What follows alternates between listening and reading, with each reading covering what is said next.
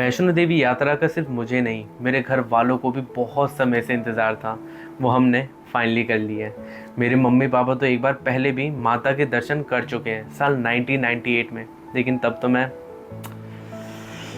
पैदा भी नहीं हुआ था। जैसे हर दूसरे घर में माता वैष्णो देवी भवन जाने की एक आस होती है, ठीक उसी तरह मेरे घर में भी देवी के दर्शन करने की बहुत इच्छा थी। लेकिन हर बार रुकावटें आती रही। लेकिन हर रुकावट के बाद भी 27 साल बाद हम दर्शन कर पाए। और अब मैं इस बात से अग्री करता हूँ कि आप यहाँ तब तक नहीं आ सकते जब तक माता का खुद बुलावा ना आए।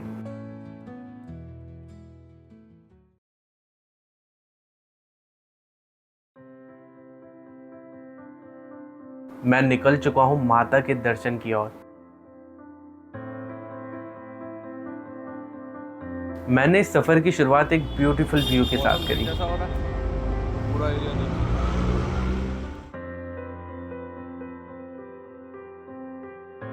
निकलते ही सबसे पहले मैंने लिया ऑटो, जो मुझे पहले ले जाएगा यात्रा रजिस्ट्रेशन काउंटर तक, बहुत ठंडा है यहाँ। जहाँ से मिलेगा RFID कार्ड।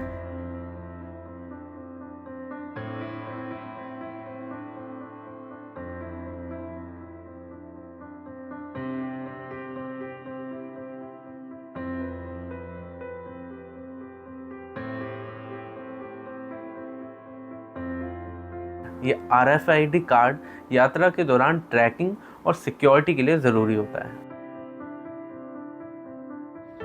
चलो भैया।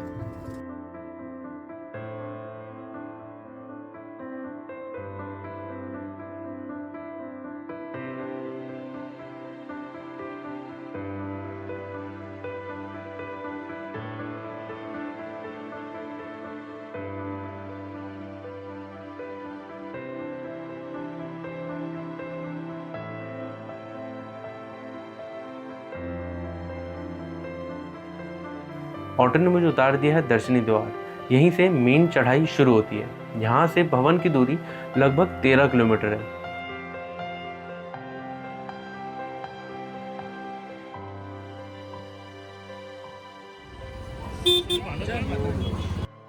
यात्रा में मल्टीपल सिक्योरिटी चेक पॉइंट्स होते हैं, जहाँ भक्तों और उनके सामान की चेकिंग होती है। अब मैं पहले आपको वैष्णो देवी धाम का ट्रैकिंग रूट बता देता हूँ। कटरा से आपका मोहक सफर शुरू होता है। 1 किलोमीटर की चढ़ाई के बाद बाणगंगा आ जाता है, और बाणगंगा होते हुए आप 6 किलोमीटर और चढ़ाई करते हो अर्धकुंवारी तक पहुँच जाने के लिए। यहाँ तक आपका ऑलमोस्ट हाफ रूट पूरा हो जाता है। उसके बाद 2 रास्तों से भवन पहुँचा जा सकता है, या तो हिमकोटी होते हुए भवन तक पहुँच जाए, या फिर सांची छत होते हुए भवन तक पहुँच सकते हैं। भवन तक पहुंचने में आप 13 किलोमीटर तक ट्रैक कर लेते हो, और भवन से 1.5 किलोमीटर की और कठिन चढ़ाई करके पहुंच जाते हैं भैरवनाथ मंदिर।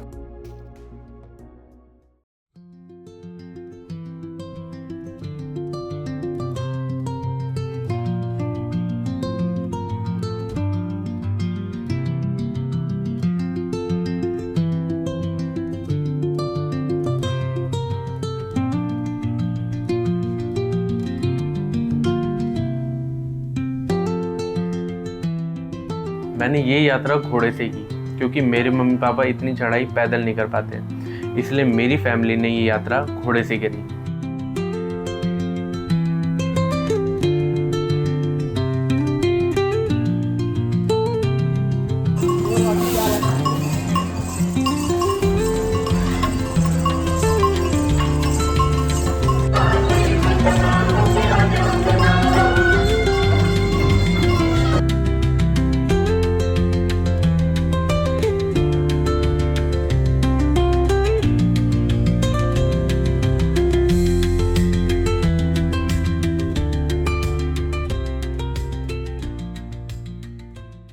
सिर्फ 1 किलोमीटर चढ़ाई करते ही सबसे पहले बाणगंगा के दर्शन होते हैं। चलिए जानते हैं इस जगह का महत्व। पौराणिक कथा के मुताबिक पवन पुत्र हनुमान भी माता वैष्णो देवी की रक्षा के लिए पहाड़ पर उनके साथ थे।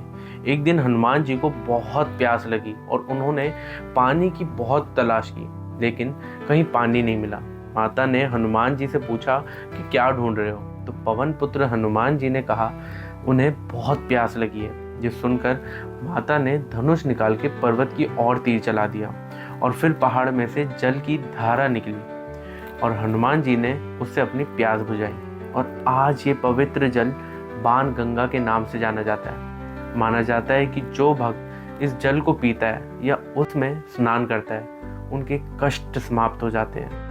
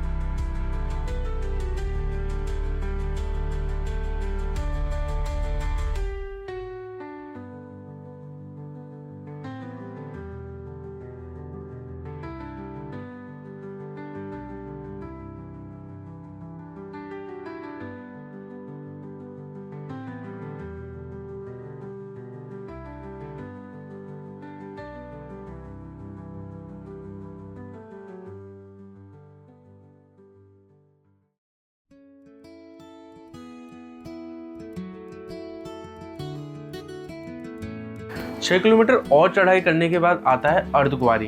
ये वही जगह है जहां माता ने 9 महीने तक तपस्या करी थी। गर्भगृह गुफा भी यही है।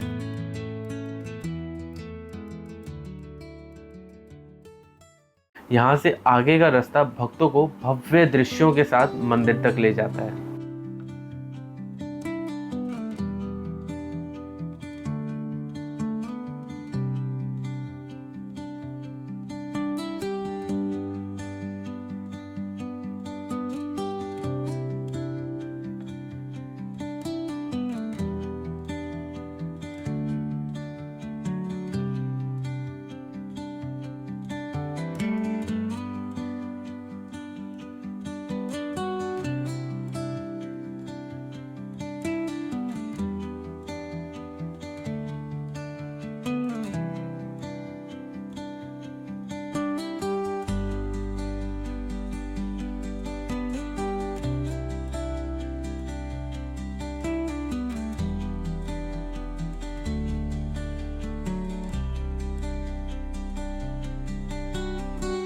पहाड़ चढ़ चढ़ के थक जाए तो उसके लिए सीढ़ियाँ भी बना रखी है। तो थोड़ा सा, अब ऐसा तो है नहीं कि इसमें भी बहुत आराम मिलता है, लेकिन ये है कि थोड़ा चेंज हो जाता है चलने का रास्ता। थोड़ा सा पैरों को हल्का फुल्का सा तो आराम मिलता ही है।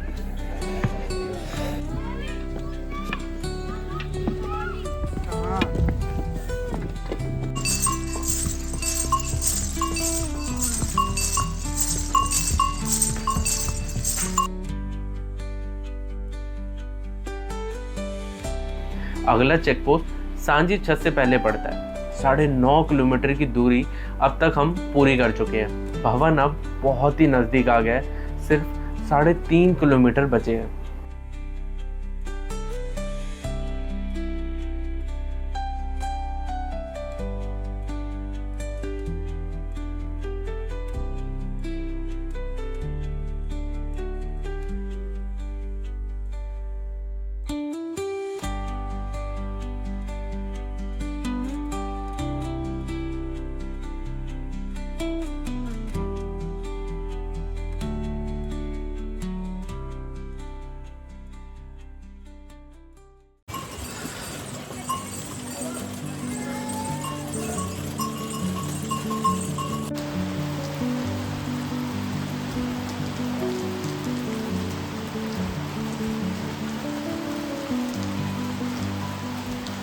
एकदम बारिश चालू हो गई। पहले बहुत ठंडा था ऑलरेडी, और अब हाथ पैर मुंह पूरा सुना है।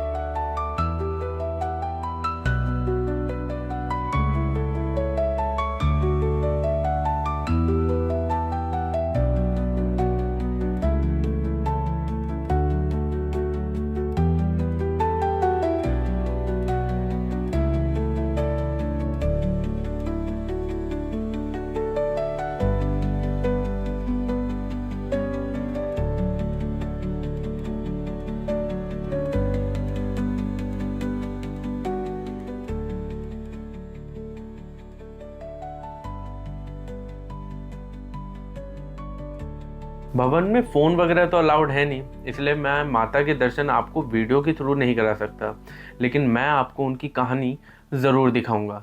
वैष्णो देवी की पवित्र गुफा के अंदर 3 पिंडियाँ विराजमान हैं, जो माता महाकाली, माता महालक्ष्मी और माता महासरस्वती का रूप है। माता महाकाली ये शक्ति और बल का प्रतीक है। माता महालक्ष्मी ये धन, समृद्धि और सुख शांति की देवी हैं। माता महासरस्वती ये ज्ञान, विद्या और बुद्धि का प्रतीक है। ये कहानी माँ दुर्गा के एक अवतार की है, जिसे वैष्णो देवी के नाम से जाना जाता है।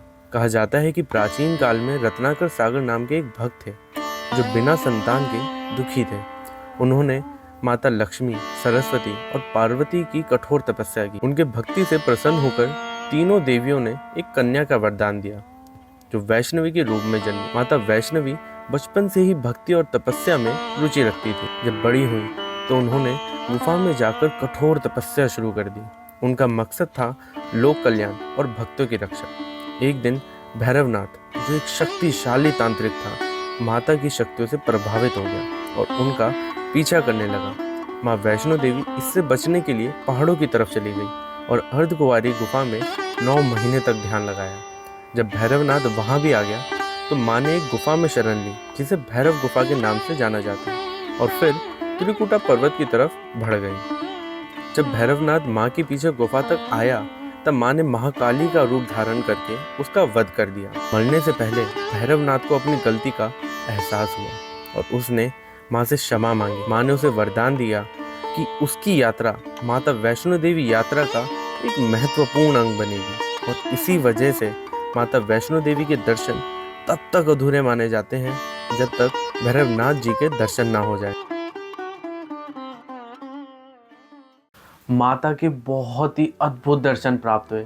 जैसे मैंने सोचा था, बहुत ही शांति और सुकून भरा था सब, और अंदर बहुत अच्छी मैनेजमेंट थी क्राउड को लेकर। It was truly enthralling. Bhawan से भैरवनाथ रोपवे की मैंने ऑनलाइन बुकिंग करा रखी थी। टिकट बहुत ही सस्ती है, मात्र 100 रुपये पर पर्सन।